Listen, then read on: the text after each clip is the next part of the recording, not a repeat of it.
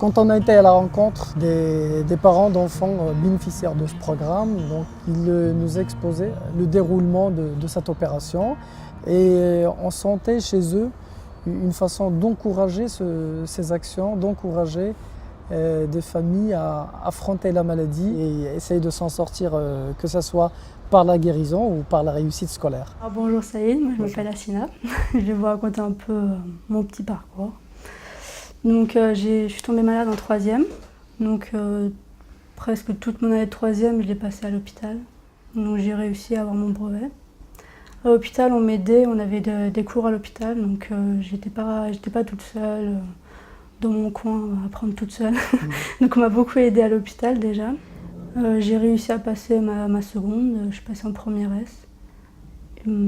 À ce moment-là j'avais aussi des cours à domicile. On essayait d'être calé sur le programme avec ce que font mes camarades en cours. J'essayais de savoir où ils en étaient et nous on calquait en fait. Donc c'est un soutien, c'est sûr. C'est humain et ça nous aide.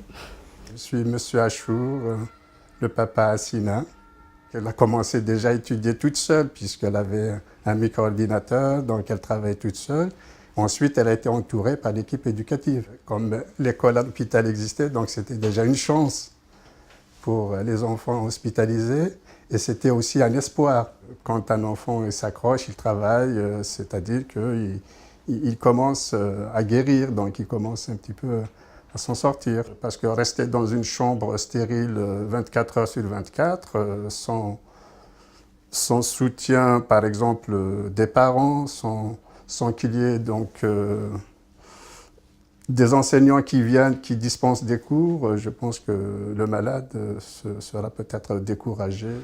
C'est vraiment une association, heureusement qu'elle a été créée, quoi, parce que sinon, il y a des élèves qui restent, des patients qui restent 2 mois à l'hôpital. S'il n'y avait pas ce soutien scolaire, quand ils arriveront à l'école, ils ne comprendront plus rien, quoi. Il y a une aide, ça stimule un petit peu le malade. Et ça l'oriente vers la voie de la guérison. Je me présente, je suis Timothée, j'ai 11 ans et demi. Pendant 14 mois, j'ai eu des cures de chimiothérapie et j'ai eu des aplasies fébriles. J'ai rencontré les professeurs qui s'occupaient des enfants de l'école à l'hôpital et qui franchement sont très gentils. Ça s'est bien passé, elles m'ont aidé à réussir mon année scolaire. Puis grâce à elles, j'ai réussi à passer en 6e. Ça m'aidait parce que j'oubliais la maladie et puis j'étais pas tout seul et puis je faisais quelque chose d'autre à part rester sur mon lit à rien faire. Je suis Catherine Dariotor, la maman de Timothée. C'est ici que j'ai découvert en parlant justement aux éducatrices. Mais il y a l'école à la maison, l'école à l'hôpital. Donc là c'est vrai que c'est vrai que ça a été une découverte. On a été pris en charge tout de suite. Nous avons eu les 2 institutrices qui se sont manifestées et il n'y a jamais eu un manque, quoi. Je veux dire, il y a toujours eu été comme hiver, ça gelait. L'an dernier, il y avait beaucoup de neige. Eh bien, elle venait, elle garait la voiture loin parce qu'il n'y avait pas de place, parce que et on les attendait. Elles m'ont permis à moi de garder mon rôle de maman et de leur laisser un petit peu le rôle des institutrices. Elles ont assuré le lien avec l'école pour bien établir un programme et Timothée suivait le programme de ses amis et il était au même niveau que ses amis. Et elles ont été d'un grand réconfort à des moments où aussi bien Timothée que nous, les parents, nous en avions besoin.